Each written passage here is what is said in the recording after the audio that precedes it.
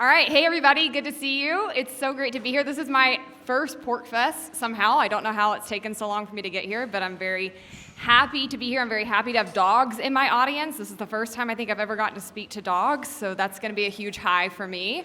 But yeah, it's really good to be here with you guys. I haven't actually been to New Hampshire since I was involved with overturning the death penalty here a number of years ago, and had the privilege of working in the state legislature, which was just really wonderful, and getting to know many of the people here. And I think you've got a great state and love the Free State Project, so thanks for having me and letting me join you today.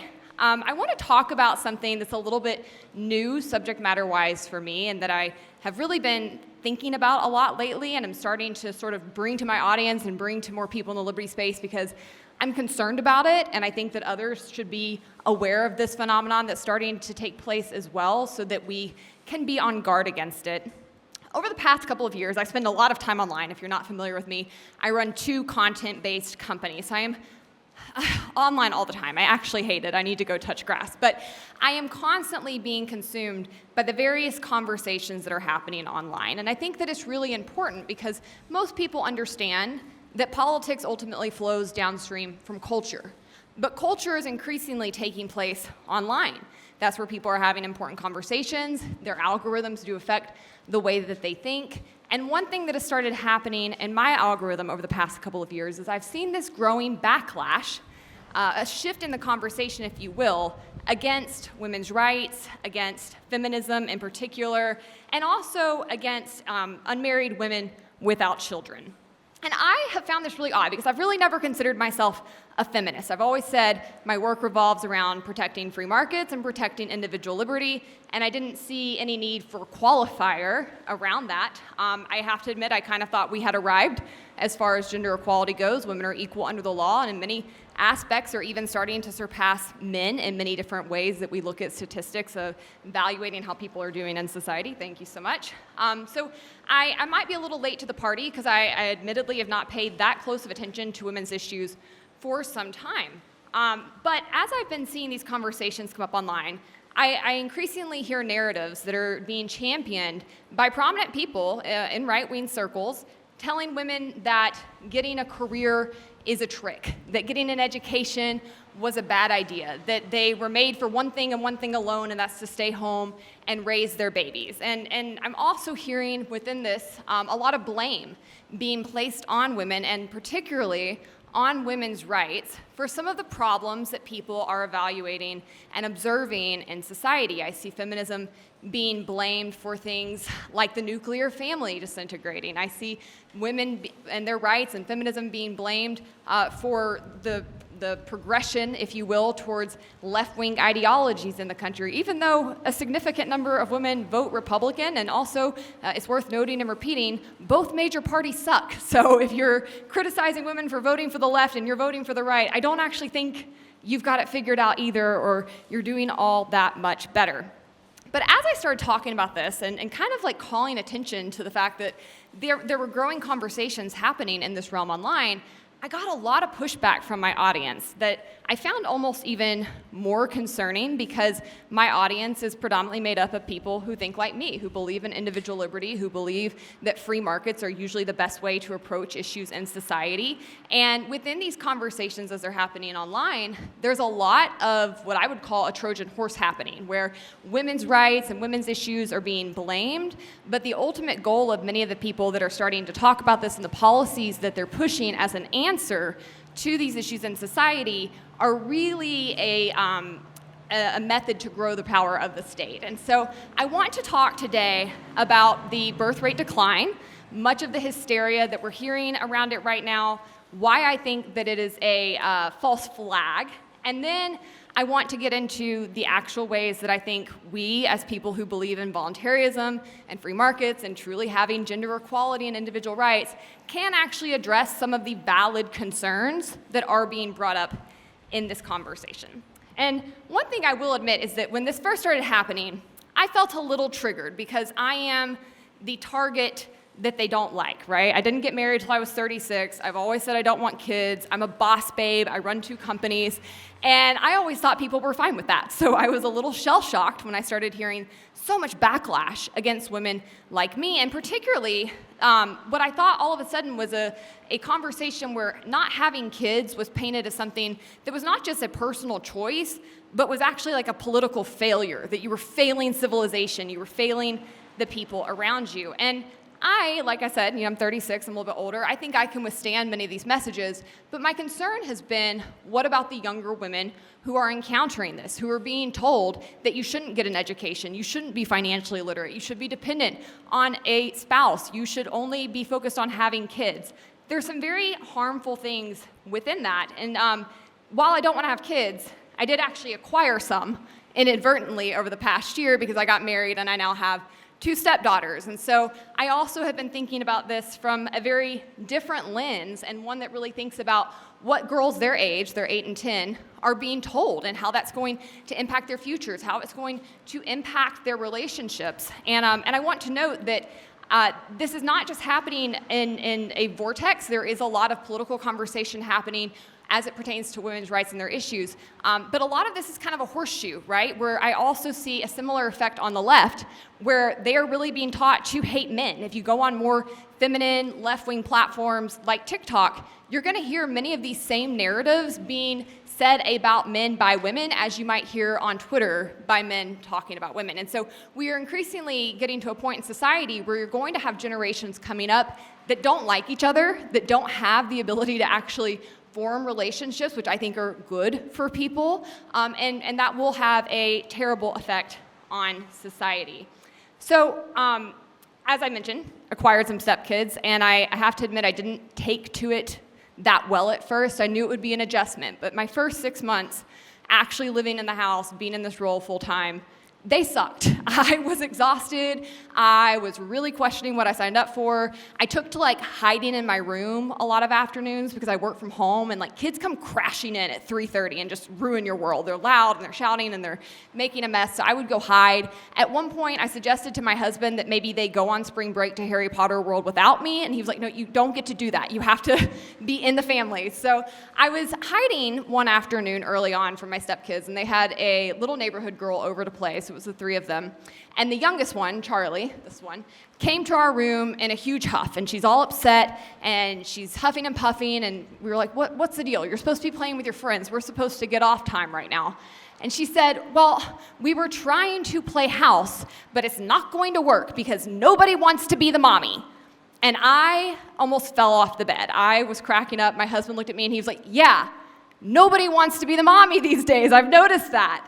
And I thought it was just so interesting because even little girls are starting to notice, I think, that there might be something about these roles that they're not naturally attracted to. And I don't think that that's biological. I think that that is a cultural problem. I think that the birth rate decline and the growing number of women and men who don't want kids is pointing to actual problems that we should be concerned about and that we should be looking for solutions to that don't involve the government. Now, opponents of mine would say that this story, Charlie expressing that nobody wants to be the mommy, is indicative of feminism brain rot, right? That we've just turned little girls against being moms, we haven't glorified it enough, and that we need to start putting policies into place to, if not force them back into these roles, at least coerce them, right? We're talking about paying women to have babies. We're talking about expanding parental leave, paid leave. We're all of a sudden talking about maybe paying for IVF treatments for women. And as I mentioned, politics does flow downstream from culture. So the fact that we are hearing these conversations in the culture, it doesn't surprise me that you're already seeing them trickle over into the political system and starting to hear people with actual serious political power discuss some of these new approaches to fix this issue. And I want to dig into what this would mean ultimately, but real fast, if we can get the videos to play, I'm going to play you a few short clips.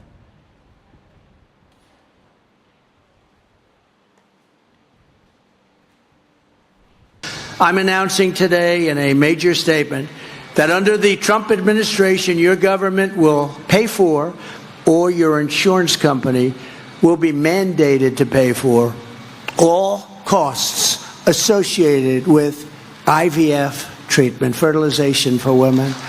IVF treatment. Because we want more babies, to put it very nicely. And for this same reason, we will also allow new parents to deduct major newborn expenses from their taxes, so that parents that have a beautiful baby will be able. So we're pro-family. Nobody's ever said that before. But the IVF treatments are expensive. It's very hard for many people to do it and to get it. But I've been in favor of IVF right from the beginning.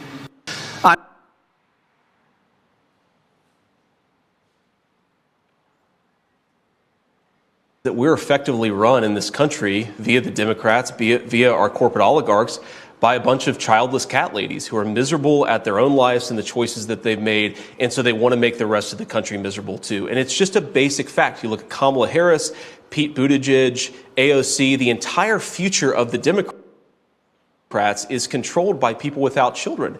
And how does it make any sense that we've turned our country over to people who don't really have a direct stake in it? I just wanted to ask that question and propose. But look, what I was basically saying is,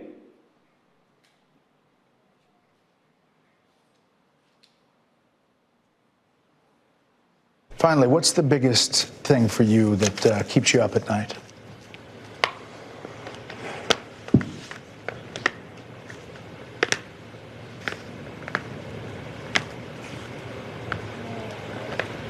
Well, there's a lot of things, I suppose, that I worry about, but and some of these things will seem esoteric to people.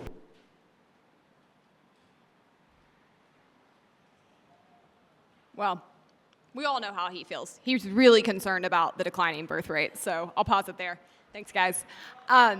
So I bring all this up to say, first and foremost, I'm often asked, why do you talk about this? Stop talking about this. Go back to talking about other things, which I just find odd because, again, I've always talked about individual liberty, and this reproduction is certainly a component of individual liberty. And while the attacks are targeted at women, this obviously does impact men too. There are plenty of men who don't want to have kids. There are plenty of men maybe who do want to have kids but are finding that they can't find partners to enter that endeavor with. So this is something that I think we should care about, and I think that these kinds of clips are proof that the message is starting to rise to a level where you could see actual policy reform taking place, which I don't support. I think the question you need to always ask yourself when you start to see people talking about a certain agenda item is what's their underlying motivation, right? Why are they so concerned with the birth rate decline? And this is what I first started asking myself, because at first it seemed a little odd to me. Like, yes, we're not at replacement rates, but we also have more people on Earth than we've ever had before at any point in history. So why is that the status quo? Why do we have to maintain replacement rates, or it's going to be catastrophic? And it's interesting because this conversation doesn't just come up on the right, it also comes up in left-wing circles, more so where they're kind of pushing back on these conversations. But you'll hear people say, well, the reason they care about the birth rate decline is because capitalism requires endless growth. Which I don't think that that's true either. Growth is good. I think capitalism creates growth, but it doesn't require. You could have a free market capitalist system with 3 people in the room. So that also did not track for me. And so as I started looking into it, I developed my thesis, which I'm going to present to you today, which is that I don't think the birth rate decline is a crisis. I think it's a Trojan horse, that it's meant to attack women's rights, it's meant to grow the power of the state, and it's meant to undermine our autonomy. So first, I want to debunk their entire argument with a few different facts. As I mentioned, replacement rate does not equal extinction. And this is kind of the hyperbolic terms that people are always approaching this from, particularly Elon Musk, where he genuinely seems to think just because we're not going to stay at 8 billion plus people on the planet, that equals extinction, which seems pretty obviously false. Having slower growth does not mean collapse. The so-called replacement rate is 2.1 children per woman, but that's just a benchmark to keep the population size stable in the long term. But stability is not always necessary or ideal, and also you can plan for changing rates. We're talking about models here. We're not talking about, things that are set in stone. Additionally, you saw a spike in the birth rate after World War II. We saw the baby boom. And I think right now you can look around and notice that that has created some problems in society. It's about to create even more problems as the baby boomers age and start requiring more Social Security, more Medicaid. The real reason they are concerned about this is not because capitalism requires endless growth. It's because their phony government pyramid scheme does. They need you to create more wage slaves, taxpayers for them, at the bottom so that they can keep growing and growing and growing the state. This is very, very obvious to me. And if you look at other parts of the world, because this is not just a effect that is happening in America, we are seeing different declines across the globe. But if you look at many parts of the world, particularly in post-industrial societies, population stabilization or even a mild decline can not only be manageable, it can actually even be desirable after unsustainable growth, which is what I would argue we had, at least in this country, over the past couple of decades. A smaller or slowly declining population actually can reduce strain on resources, on housing, on the environment, all without government coming in to try to centrally plan and manipulate and fix those existing problems for us. So I think the main panic over the declining fertility rate actually comes from the economic models that do rely on constant growth, more consumers, more workers, but especially more taxpayers, but those can be adapted. And the really exciting thing about adapting those models is that we have AI coming. We are simply not going to need the same workforce numbers that we need today in 10 more years. And so this is something that, given technology, given migration, we can really start to rethink what our modeling looks like and prepare for some declines and stabilization within this. Now, I also think it's important to remember that historically, people had more kids for reasons that are increasingly no longer present. So first and foremost, kids used to die a lot more. And so if you wanted to have kids that were going to survive and actually live to adulthood and be with you throughout your life, you had to have a lot more kids. Fortunately, thanks to capitalism, that is increasingly no longer true. I mean, we have made startling gains when it comes to the child mortality rate in just 200 years. Additionally, people used to have a lot more kids because they needed their labor, right? They needed them to work the farms. They needed them to work in the family shop. That actually was something that they found as a requirement in order just to meet their basic needs. Again, that is something that is no longer the case here in the United States, at least. In fact, we've outlawed it, which I disagree with, but that's a whole other tangent I could go on. But we don't any longer have that reason for people to have kids. And so now the situation is that people are having kids because they really want them. And that's a good thing, because that means you have fewer unwanted kids in society. That's a sign of progress. In fact, we actually see through studies on this that parents now spend twice as much time with their children as parents did 50 years ago.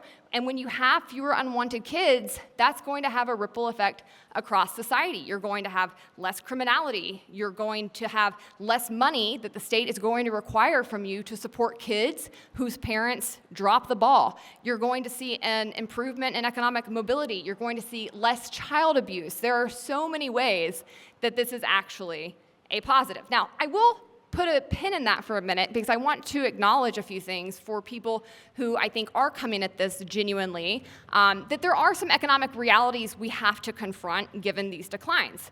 As I mentioned, the baby boomers are about to age out of working, and that is going to put a lot of pressure on society, particularly within the pyramid scheme social programs that our government has enacted. We're already seeing those start to go broke. Quality of care is going to go down. You are going to need people who can take care of this aging population. These are real problems, and it's something that we should be talking about because they aren't real problems that are super far off. These are things we're going to be dealing with in the next 10, 15, 20 years, and we have to face the reality of that. But again, due to AI, due to automation, and due to immigration, these are not as pressing concerns as many of the people make them out to be. And I know that many of the people in the right-wing spaces that are talking about this are anti-immigration, and that's one of the reasons they're concerned about this, which I'll get into, so I will circle back on that. But I'm pro-immigration, so I see that as something that can absolutely offset any shortages we might have. Ultimately, if you have more kids in society, you will have more consumption, which is good for markets, it's good for business owners, but given the way our government is currently structured, you're also going to have more debt and more inflation thanks to government programs, and oh, by the way, they want to add to those to now incentivize people to have babies too. It just keeps growing and growing and growing. And I think at some point, you have to reckon with the unstable system that you've built versus pushing new people to birth kids to push this burden onto. And that's just why I find the entire argument that childless people are selfish to be so ironic, because it is absolutely selfish to try to demand people have kids and raise kids for you so that you can extract labor from them and fund the state. I find that very, very corrupt. Now, not only do I disagree with these people on principle, this is actually something, this whole central planning of people and whether or not they should have kids or should not have kids, this has already been tried. We've already tried this and seen it fail on both extremes, right? During the 1990s and early 2000s, and even to some extent today, you had sort of the left-wing opposite that was arguing we should not have as many kids, right? That it was bad for the climate, it was bad for the environment, that we needed to actually do things to keep people from having so many kids. And so we saw policies like China's one-child policy, which ultimately led, as we all know, to many baby girls being terminated. It created an inability still to this day for adult males in their population to find mates. They have had a shrinking workforce. They've had economic stagnation.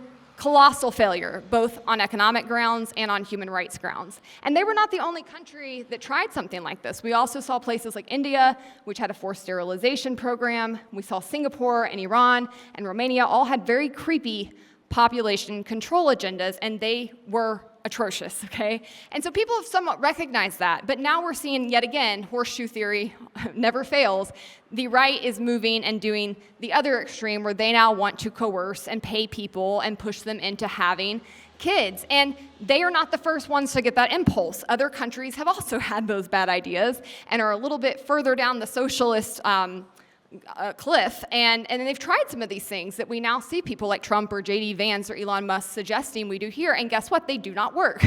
We've seen various countries, particularly throughout Western Europe, who've tried things like very generous parental leaves, even up to a year with partial wage replacement. They've tried childcare subsidies, they've done free preschool, they've done cash incentives for births, they've done housing incentives for couples. If you can think of a handout to give people to have kids, trust me when I say that it has been tried. And when they have studied this, what they have found is that it never once has in any way nudged the birth rate up. If anything, there's been a marginal difference where it's had a depressive effect on the birth rate. In fact, in Spain, which I just think is a really interesting example, this is from the Journal of Public Economics, they actually found that paid paternity leave in Spain led to delays in subsequent fertility. And when they were examining this and trying to figure out why, they said men reported lower desired fertility after the paternity leave, possibly due to their increased awareness of the cost of childbearing, which is quite funny.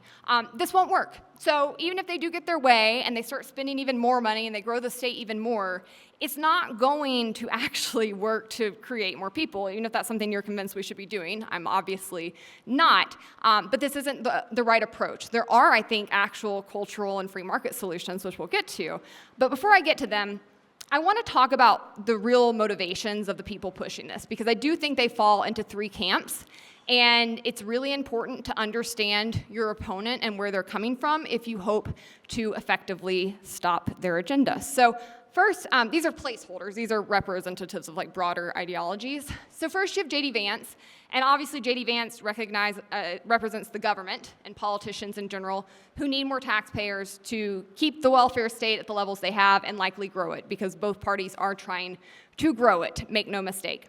The second camp is Elon Musk, and I have to say, I kind of wish I'd used a different businessman for Elon Musk, because I almost want to put him in a fourth camp.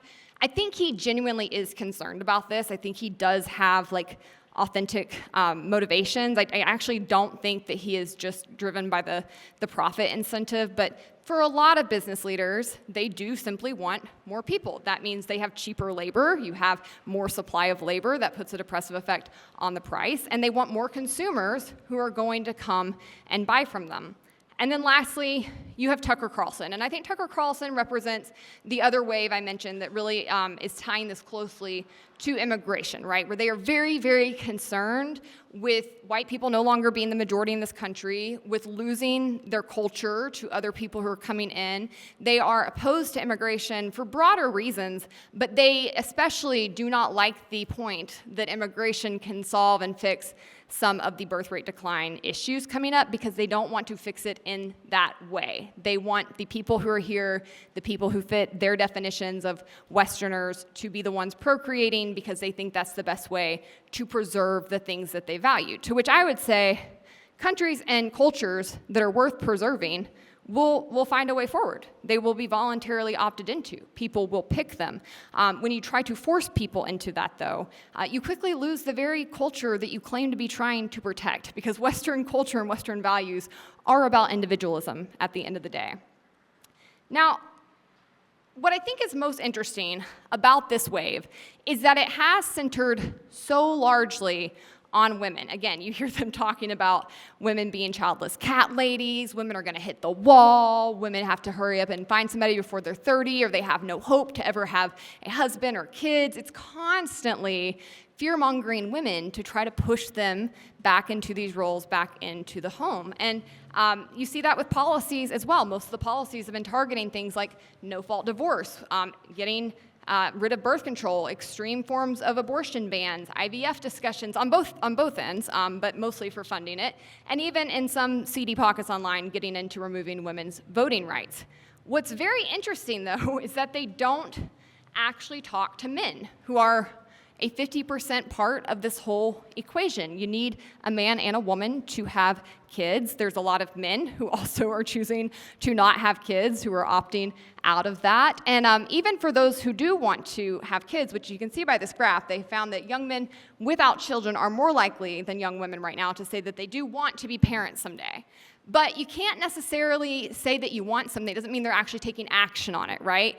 A lot of fixing the birth rate decline right now is that people aren't getting married. That's usually what comes first. And for most women, that typically is something that they want to have happen before they take on all of the risk of creating and bringing a child into the world, which they do naturally assume more risk to. And so women are saying, I'd like to have kids, but I need these parameters. I need financial security. I need a commitment. I need legal status. I want to get married. And instead, what we see happening in the culture is increasingly situationships, forever girlfriends, right? This is a whole trend on TikTok where older women come on and advise younger women, if you're in a 5+ year relationship and he hasn't proposed, you need to move on because he's probably not going to. It's happening at large rates where this has become a cultural conversation. So while men might say they want to have kids, they're not being proactive about it in their youth, and that will naturally decrease the number of kids that people have, because contrary to many of the manosphere talking points, most people do marry people about their age and their similar demographic. And so if you're waiting to get married until you're 30, 35, 40, you are not going to have as many kids. That is just a reality that men are also somewhat tied to. The other thing I think is really interesting about this, though, is when you look at men's attitudes, when they talk to them about how they view their role when it comes to parenthood. And I want to say, I think we've made incredible gains in this aspect. My husband is such a hands-on dad, and I increasingly notice, especially when we're in town, at public events, the number of men who are engaging with their kids, who are playing with them, who are taking care of them, who are active participants in raising them. I think that is a drastic shift that we have seen from the times of my grandparents or even my parents. But I also think we still have further to go, because the reality is most women now have to work as well. That is the economic reality our government has created for us. Yes, you can choose to live very meagerly and go without a lot. I grew up that way. My mom was a stay-at-home mom. She homeschooled us. My dad was a pastor. I think most of my childhood we lived on less than $30,000 a year. That was important to them. I wouldn't do it again. And I think a lot of women are in that same boat. So when women are also having to work, they cannot be required to carry the brunt of the labor when it comes to kids in the household. And that's one thing they've been talking about quite a bit in their various communities online, is needing more support in those ways. But if you look at the polling here, when they talked to men, they said in the second graph, are men expected to do too much to support equality? And as you can see, not only do they agree, but you actually see a growth in the number of men who agree as the generations get younger. We are seeing a real backlash towards women's rights and feminism right now. We've actually seen polling around some of these conversations online and seen a lot of younger men, this is 25 and under, who are talking about women's rights going too far or being a mistake. This is something that is taking seat in the culture, and it's very, very concerning. You also see in this third chart that polled a man who stays home to look after his children, and you see that most men or not, I'm sorry, not most women, but 28% of men agreed that a man who stays home to look after his children is less of a man, which is an uptick from how baby boomers, Gen X, and even millennials felt about that. These are problems, right? If we actually want to address the birth rate decline, if you want more women to opt into it, one major component that women are struggling with right now is finding qualified partners who are also wanting to commit to that and who are going to be actual involved and engaged partners. And when they can't find that, they are largely not going to agree to do this, as I don't think that they should. I think that's a very valid stance to have. So instead, though, of talking to men or in any way bringing up this whole factor, what we increasingly see is a lot of propaganda that's being aimed at women. I was going to play you these videos, but we're having some video work, so I'm going to assume most of you are like somewhat aware of who these people are. I'll briefly kind of go over it. But these are really, really major influencers. All of them have millions and millions of followers, and this has become an entire genre of content that is being marketed particularly to young women, Gen Z women. This first one here is a woman named, her account goes by the name Ballerina Farms, and she has like 7 or 8 children. She's very young, she was a ballerina, she's very beautiful, and all of her content is about her like making food from scratch, right? Like, I mean, absolute scratch, something that would take hours and hours and hours a day. And so a lot of women were following her account and like really interested in her because she seemed to be living off the grid, and she was homesteading, and she was living more natural, and that's something that people are increasingly attracted to. And they were thinking, how do we obtain this? I want to look like this, I want my life to look like this. And then it came out that she's married to a billionaire son. I think her father-in-law is the owner of JetBlue. She obviously has a ton of childcare. And also on top of that, she is working. She's actually not a trad stay-at-home mom. She is making millions of dollars as an influencer. She has people filming her and editing her and packaging her and people taking care of her kids as she's filming it. So this entire genre is propagandizing women and selling them something that frankly is unrealistic. I think if you want to be a stay-at-home mom, you want to be trad, have at it. More power to you. I support your right to do that every day. I would just argue for you to make sure you have legal and financial protections in place. There's nothing wrong with that. But there is something very wrong with telling young women that this is very obtainable and that this is what your life could look like, and you're just making the wrong choices and you're just silly to get an education. Because look, you could just be a beautiful ballerina baking bread from scratch in your kitchen that has a $100,000 stove in the corner. The second person is Nara Smith, very, very similar content, also a supermodel who is married to a multi-millionaire, it turns out. And then this last person is an account by the name Pearl, who is an anti-women's rights activist, is the best way to put it. And she spends all day online talking about how women shouldn't have the right to vote and things of that nature. But this is the kind of stuff that women are getting fed. And I think that it's effective because the truth is about the whole pick-me propaganda thing is women do want to be picked. It's effective because it actually taps into something deeply psychological. Women want to be attractive to men. They typically want to be picked by some man. They want to feel like they are desirable. I don't know how that just happened.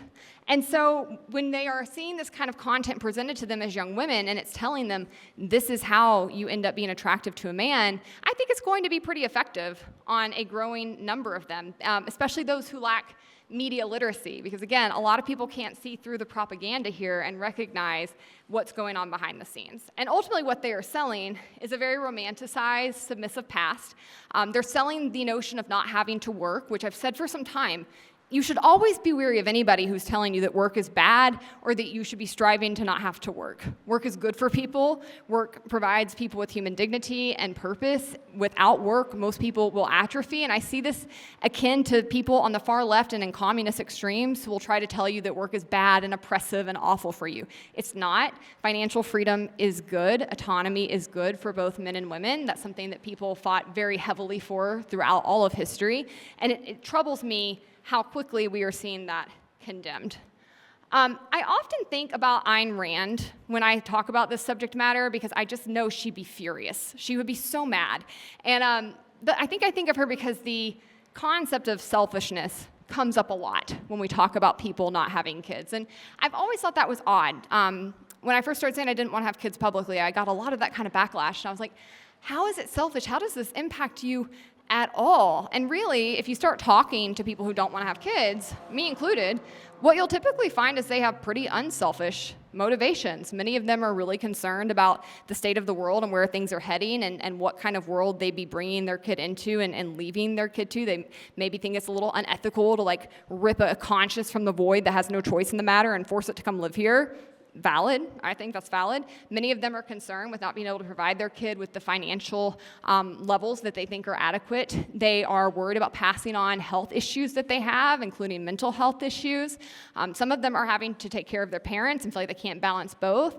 There's a lot of reasons people aren't having kids, and really when you dig into it, most of them aren't necessarily just selfish, but if they are, there's nothing wrong with that. I see absolutely nothing wrong with being selfish. As Ayn Rand said, you won't live for another man. I also don't think you should reproduce for other men. That is a very personal choice that is going to have a huge impact on your life. And I think that, again, there's nothing wrong with being selfish, and there's nothing wrong with not having kids, even if it is driven by selfishness. But there's a lot of selfish reasons to have kids, too. And if you start asking people, which doesn't usually happen, if you turn the conversation back around and say, well, why did you have kids?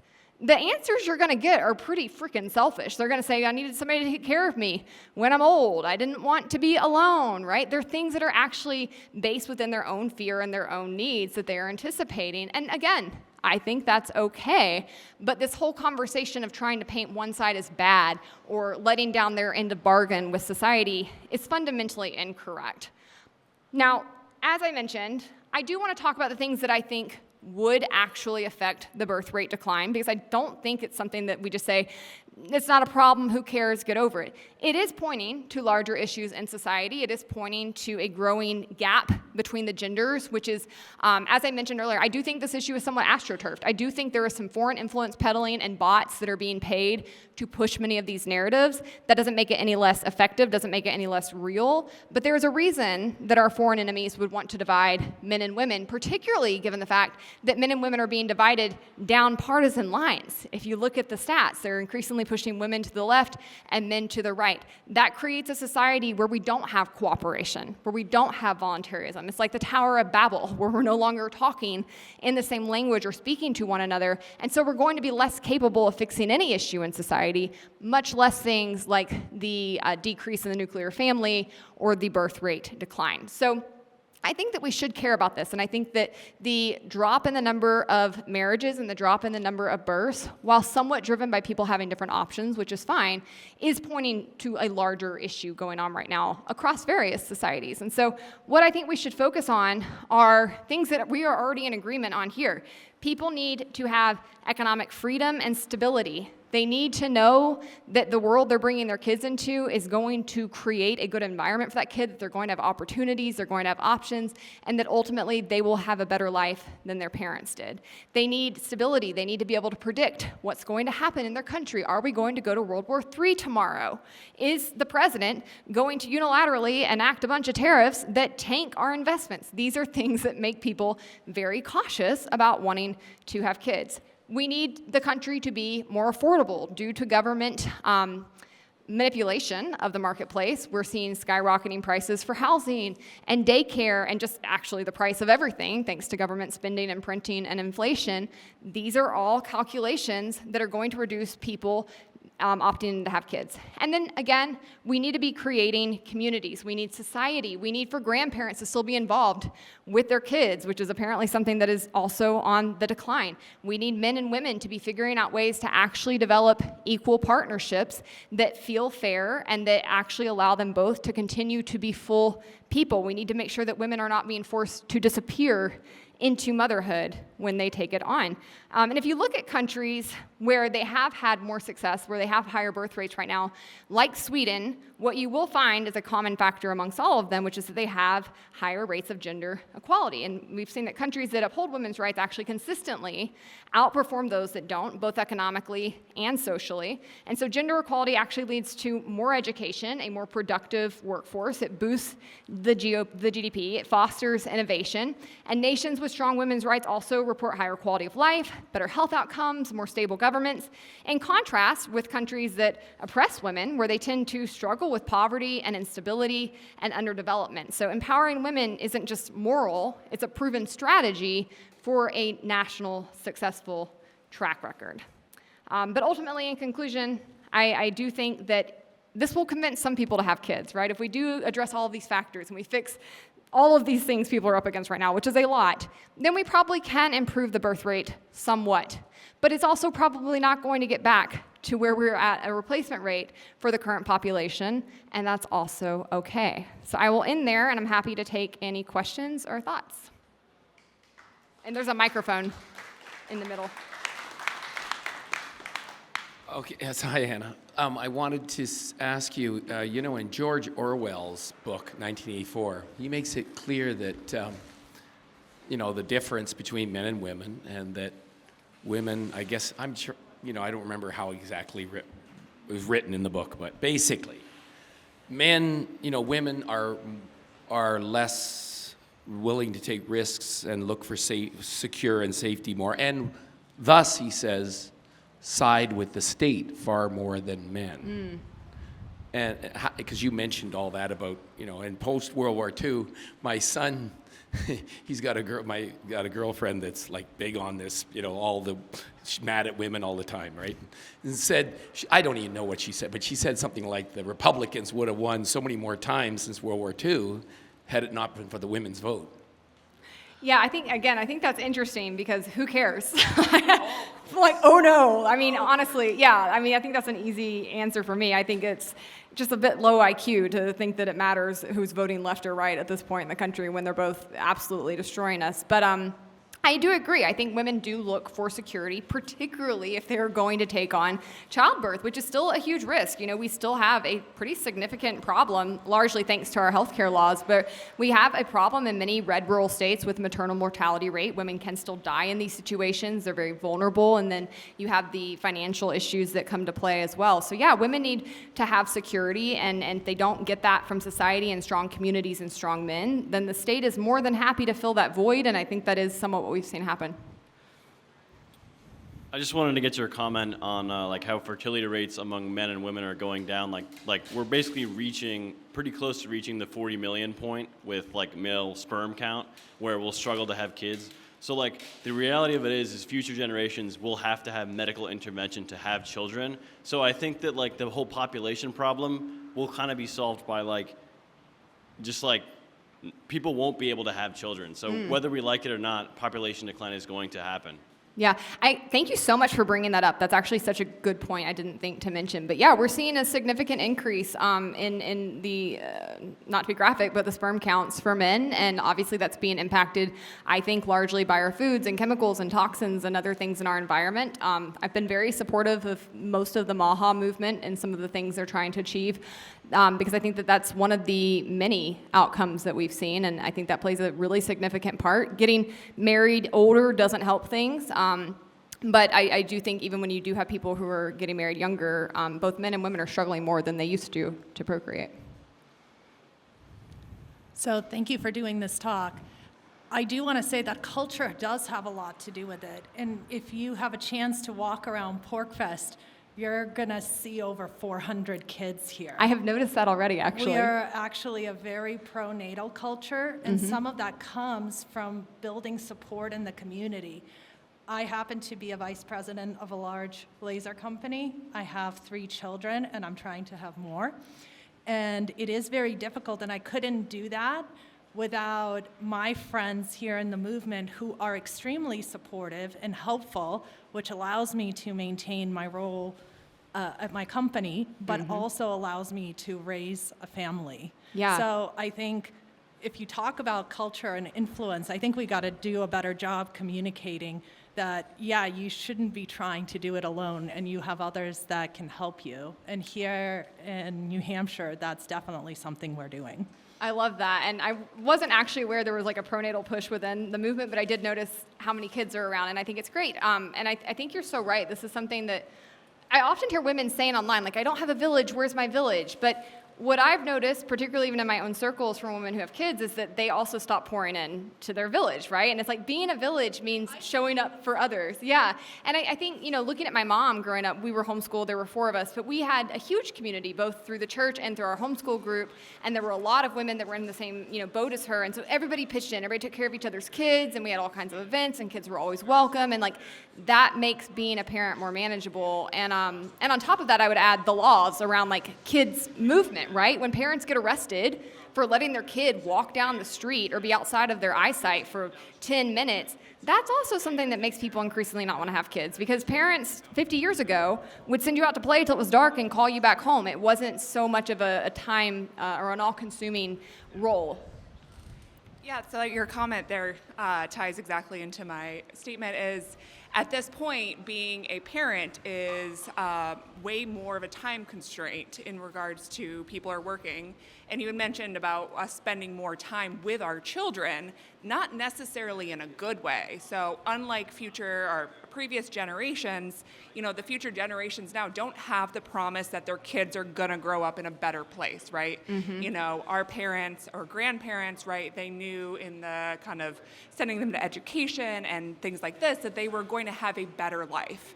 Now, education is expensive. You go to school, your children are indented. There is no promise that your children will be better off than you.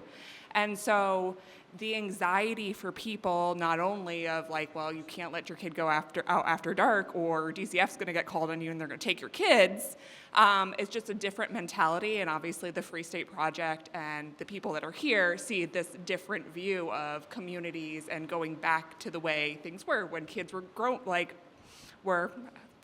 farm labor. Yeah. I think it's a great, but I think coming back to kind of the, kind of where you spend a lot of your time in social media is it is anxiety producing. Everything that you see is you need to do this, and if you teach your kid like that or you say this to them, it's going to wreck their mental health.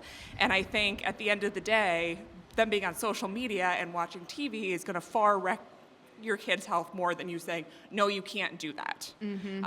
And so just kind of a comment there. No, that's such a rich point. Thank you so much for offering your experience, because I think it's very true, and you're right that parents have so much anxiety because there are so many more threats, or maybe there's not actually. We see things like actual kidnapping and all of these things have actually decreased, but people's perception of the risks their kids are facing and the threats they're facing is heightened because of social media and everybody being so aware of everything that's happening at all times. And I do think if you add to that, the failing school system, the growing issues with getting health care in this country, there's a lot of reasons that parents feel like, I don't know if potential parents feel like, I don't know if I'm equipped to do this. I don't know that I can provide these things for my kids like their grandparents or parents felt assured of. So I think that's a huge point, but I really think the community aspect that you're bringing up is the most significant. And we see both through the male loneliness crisis and just the loneliness epidemic in general in this country. We see even with events, plan an event these days, try to get people to come. It's like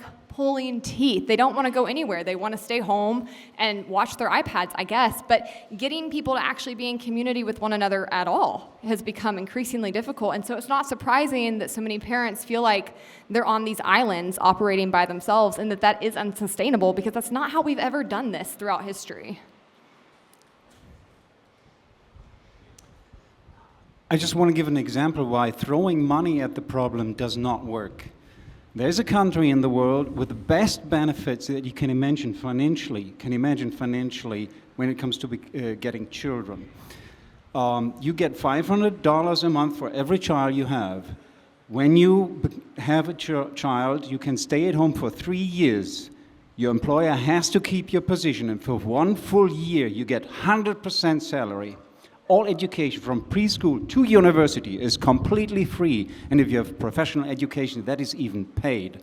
Women or men who stay at home to raise the children get full pension credit for a job done. That country that does that is at the same time the country in the world with the lowest birth rate, not moving, going down constantly. That's Germany. They have a reproduction rate of 0.7. So within 2 generations, they are down now to 10% of the original indigenous population, 80 million, but the current generation of ethnic Germans is only on the level of 8 million. Wow. The population is stable because of mass immigration. That society with that kind of population demographic collapse can only exist because of mass immigration. Mm-hmm. If you look at similar countries in Europe, they had it the same way. It's not quite as catastrophic, but Italy, Poland, Ukraine, particularly with the situation, have a similar problem. The United States is actually only starting to get there. I think when we were talking about the white population, we are at a reproduction rate of 1.4, 1.5, so it's still double of what many countries in Europe have. But as I mentioned, throwing money at it isn't solving it. It's a matter of choice. And I have made two choices in my life. I was married twice. In my first marriage, I was the provider, and my wife raised the kids.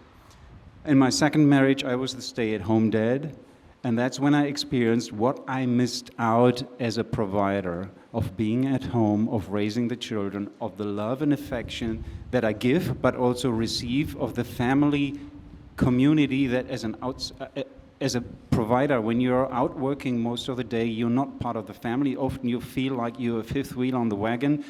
Your wife has the close relationship with the children, and you have a problem having the kind of relationship. In the second marriage, it was the opposite. My wife had that problem as the provider, and I finally found out the answer to the question, what is the meaning of life? Creating and raising new life in love have given me the deepest, meaningful, most purposeful activity in my life. And I think transmitting this mission to people, it's about love that you will never experience to that extreme of a degree, but if you have children. Love to a partner is a choice. Love to your child is unconditional, it's infinite, it's an experience that, unless you have had it, is like talking to a blind person about color. Getting that message of love across could incentivize people to embrace family and children and to be really part of this upbringing process of this new life. It's not about money. Mm-hmm. I love that you bring this up, because I actually find within like the trad kind of push online of like women should be in the home and men should be the providers, like sort of a sexist narrative towards men of like you're just good for your paycheck, that being a dad is just about money, and I reject that fundamentally. And we've studied this, we have increasing bodies of work around this about just how important fathers' actual roles in the home and those relationships are. And like I said, we're seeing a real cultural shift among men. I think we still have some gains that can be made, but we're seeing men become more aware of this and working to become more emotionally available to their kids and more vulnerable and more open. But that's why just throwing money at the problem doesn't solve it, because yes, people need to know that there's economic stability and that they can, ensure their kids are going to have a good life. But most people don't consider being dependent on the government a good life. And I think to our credit, most Americans still realize that if I'm getting money paid to me to have kids, that means the state is growing, that means the debt is growing, and ultimately all of these problems I'm observing are going to get worse. And so we cannot fix the economic calculation people are making with government, because government is the factor that is creating that issue. Very, very close off of that. Where do you think that sound money plays into this? Because at least for us, I'm a chemist and my wife's a doctor, and we're questioning, like, can we have more than 2 kids? Like, we'd like to have one of us stay home, because we actually do believe in having different genders in that, but it seems like it's a lost battle, and that it's not something that culture's fighting.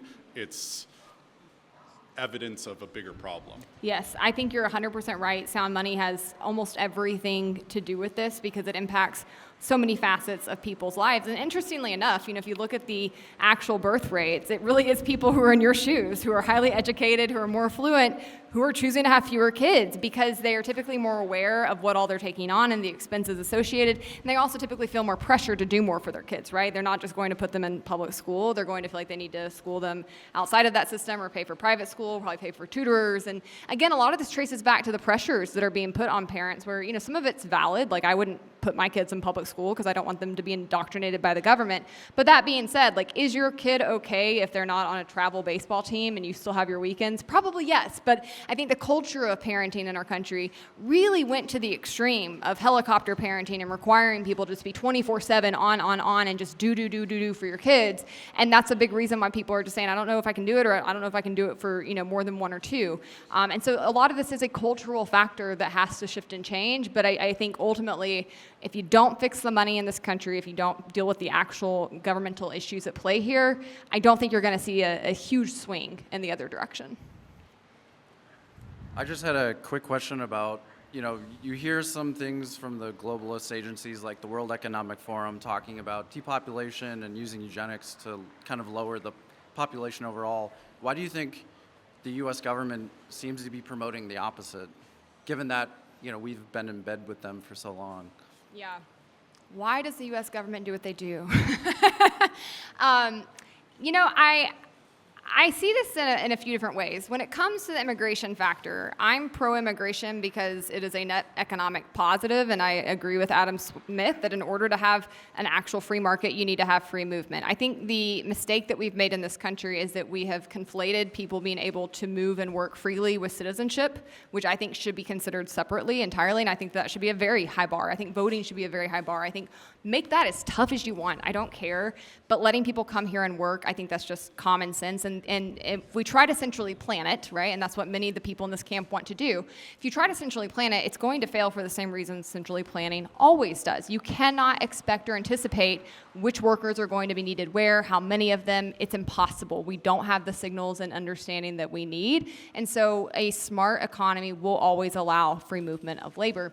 I think our country, though, is not operating, most people in our government who are in the pro-immigration camp, they're purely motivated by the factor that I think should be secondary, which is the question of skewing elections and moving the vote in another direction. Obviously, we know that even when immigrants are coming here and not getting full citizenship, they are still being counted in the census, which can impact how many lawmakers are being appointed for different states. So there is a real problem here. There is a threat in that way. I think what Biden did was disgusting for a number of reasons, but I actually think he put immigrants in more danger and hurt immigrants in the process of that. And it didn't work. They still lost. They still failed, because what they found is that the people, shockingly enough, who do things the right way and come here and suffer and pay tons of money to get that spot, don't want to just let any and everybody come in behind them. So I think that majorly backfired on them, but I think that was their calculation.